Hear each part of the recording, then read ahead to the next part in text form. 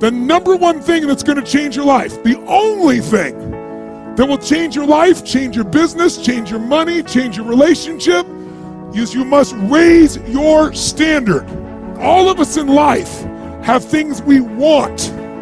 We don't get what we want. We get what we have to have. We all get what we tolerate. But when you're no longer willing to tolerate something, that's when your life changes. The difference in people is their standards, period. Everyone in the world has a list of things they think they should do. I should lose weight. I should work out. I should work harder. I should make more calls. I should. And then you know what? People don't do their shoulds and they get mad at themselves. What changes people is when your should becomes a must. When suddenly the thing you said should happen has to happen. That's when human beings change. It's like if you want to take the island, burn the boats. Because if there's no way to go back, it's amazing what happens when it's a must to do something versus a should. That's what makes human beings succeed.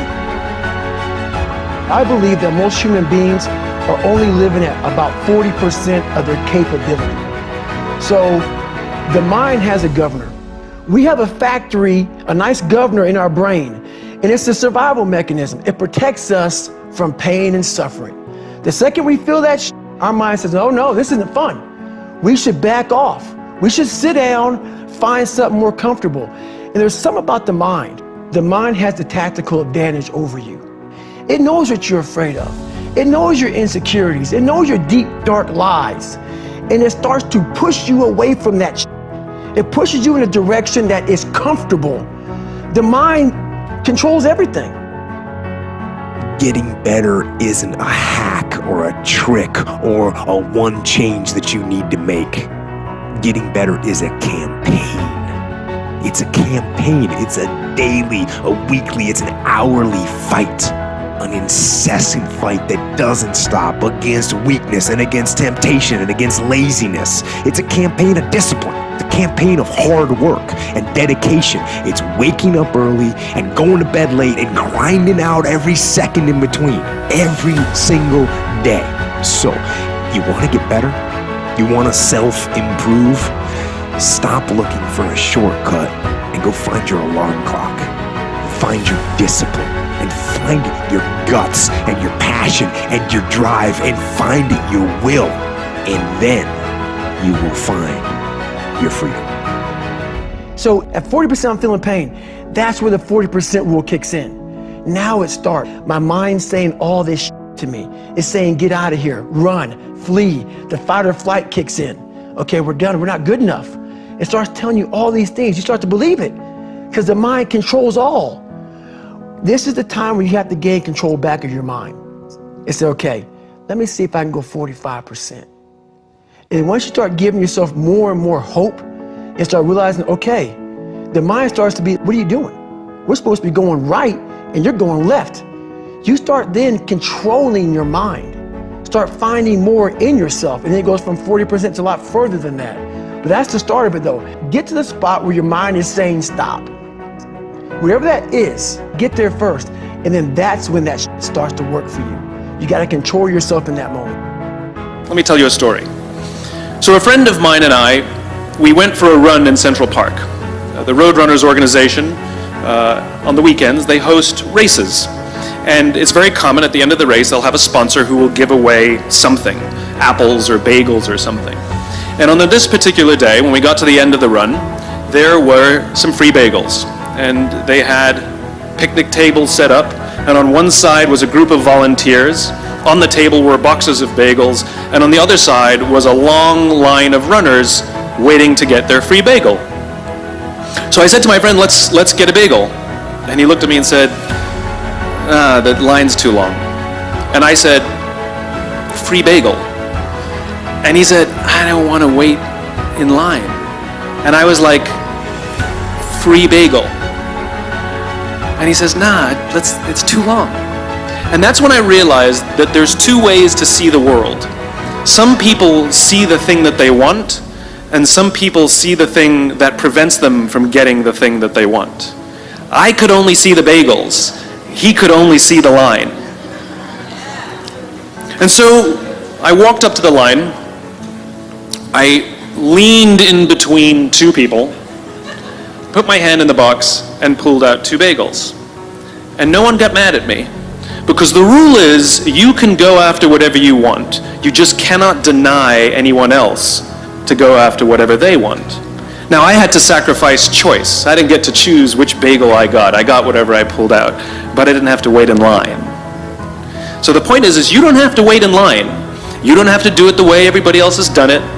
You can do it your way. You can break the rules. You just can't get in the way of somebody else getting what they want. Your life doesn't end up in an accident. Your life is a series of actions that you initiate or don't initiate. And that your thoughts are going to control that roadmap. And so how are you using your mind today to either make yourself feel great or not? I posted on Instagram this morning. I said, listen, your destiny is ultimately controlled by a decision you already made this morning. Everyone watching this already made a decision this morning. This morning, they made it a life-changing, huge decision this morning. And that is either I'm going to get up, enter the world with no intention, go through the motions to hopefully get by or survive, or I am going to get clear in this morning about what I want, what I'm going after, who I'm going to be, how I'm going to serve, and whether or not I'm going to be excellent and extraordinary or not. And the problem is most people never make that conscious decision. So I was learning early on, make the conscious decision about who you want to be each day, stay congruent with that. And that was, for me, a kid who was just going through the motions, all of a sudden going, oh, who do I want to be? What do I want my relationships to be like? That was really important. And then I started setting personal challenges every month. At the beginning of each month, I do this whole thing where I holistically evaluate my life on the first of every month. And it's like these 10 different categories of my life, from emotional to relational to financial to career, mission, objectives, all these things. I go down that on the first of the month, just kind of a holistic viewpoint of my life. And then I set a personal challenge and a professional challenge. And I do that every month. Every Sunday, I revisit my progress. Every Sunday, for 23 years. So it's not like I'm just, one day ended up in a happy life. It was like that level of self-evaluation that most people avoid until their birthday or New Year's. I do it every Sunday and every first of the month, and I don't ever miss. And I think that has helped me kind of know what my thing is. Because I don't think I'm super special. It's like what I help people do, and this is chapter 1 of High Performance Habits, right? Seek clarity. The only reason I get to work with all these people you mentioned is because they're at a new level in their life where they're going, what is it now for me? And I help them kind of figure that out. Like, what is it now for you about how you want to define yourself? What types of relationships you want and how deep you want to go? What is it that you want to develop as skill sets? And what is the specific service you want to provide? And I just work them through that because I've been working through that myself. So you're observing your life dispassionately from a place of mindfulness and understanding where the judgment isn't there that's negative. And so that's a huge part of it, because a lot of people, the reason they hate self-audits and they hate self-evaluation because it feels bad, but they're letting it feel bad. Like instead, it's like, how do I perceive this and think through instead what my real intention should be? So how do I do it? And here's how I recommend others do it. First, I have my high performance planner, which literally details out. But if you don't have the high performance planner, here's a simple thing to do. 3 things I want you to do every day. First, I want you to write 10 prompts for the morning for yourself. 10 prompts. Those prompts for you might say, how can I be a great mother today? How can I show appreciation to someone on my team today? It might say, how do I care for my health today? It might say, 3 words I want to keep in mind all day. The message I have for myself today is this. The most difficult thing I'm going to face today would be this, and the best way my best self could overcome it is this. 2 big long-term projects to keep in mind are this, right? Those, write down 10 prompts. So the high performance planner begins in the morning. There's the 10 prompts that we know correlate with long-term success that we've measured. There they are. So I fill that out every morning. Second thing I want you to do, at the end of the night, 10 more prompts. What did I learn about myself today? What did I learn about other people today?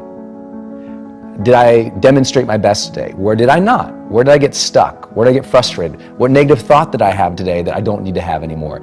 How did I treat people today? Did I move as swiftly towards my goals today? That type of thing. But the other piece about it is at night, I do the scorecard. So for me, it's the 6 habits of high performance now: clarity, energy, necessity, productivity, influence, and courage. And so there's the word clarity, and it says, was I very clear about exactly what I need to do today to move forward? Score 1 to 5. And so what you got to do, the third thing I want to do, build your scorecard for the end of the night. And your scorecard might say dad. Your scorecard might say leader. Your scorecard might say specific. What I've made it is habit driven. So it's generate energy. Did I generate the energy I needed today to deliver my best? Productivity. Did I avoid distraction today and only focus on the needle moving activities? The nice thing about self-awareness is the human brain has this incredible capacity for guilt. And most people unconsciously let that roll over them and kick their butt and make it a horrible life. I love guilt. Guilt is a tool. Guilt is a weapon. Guilt does not have to be a bad thing. It's not like I perpetuate, but I'm like, I love that I feel bad when I don't do a good job. Most people hate that about themselves. I love that feeling. I'm like, I didn't do a good job there. Next time I will.